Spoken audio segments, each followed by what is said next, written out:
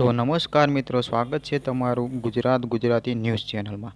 અવનવી રાજકીય તેમજ સામાજિક મુદ્દા તેમજ આમ જનતાની સમસ્યા અને બ્રેકિંગ ન્યૂઝ જનહિતની ખબરો સૌથી પહેલાં જોવા માટે અમારી આ ગુજરાતી ન્યૂઝ ચેનલને સબસ્ક્રાઈબ કરો।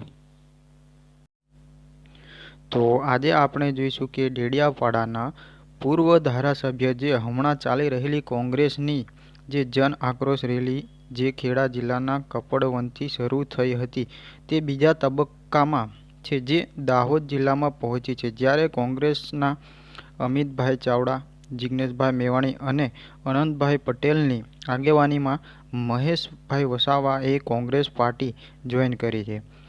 મહેશભાઈ વસાવા બીટીપીના રાષ્ટ્રીય અધ્યક્ષ હતા। ત્યારબાદ તેઓ 2024માં ભારતીય જનતા પાર્ટીમાં જોડાયા હતા અને ટૂંક સમયમાં જ રાજીનામું આપ્યું હતું અને તેઓ હમણાં કોંગ્રેસ પાર્ટીમાં વિધિવત રીતે જોડાઈ રહ્યા છે।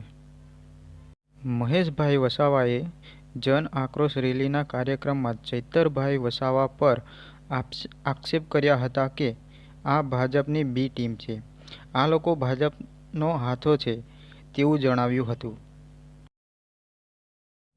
ત્યારબાદ ચૈતરભાઈ વસાવાએ કહ્યું હતું કે પોતાનો અધિકાર છે, કોઈ પણ પાર્ટીમાં જોડાઈ શકે છે મહેશભાઈ વસાવા, અને જો તેમની ઈચ્છા હોય તો મહેશભાઈ વસાવા અમારી સાથે અમારી પાર્ટીમાં પણ જોડાઈ શકે છે।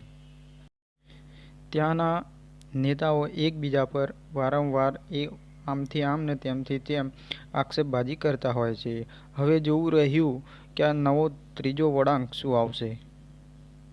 તો મિત્રો, હવે જોવું રહ્યું કે આદિવાસી પટ્ટામાં શું થશે, કેમ કે ત્યાં ગરમાગરમીનો માહોલ ચાલતો રહે છે।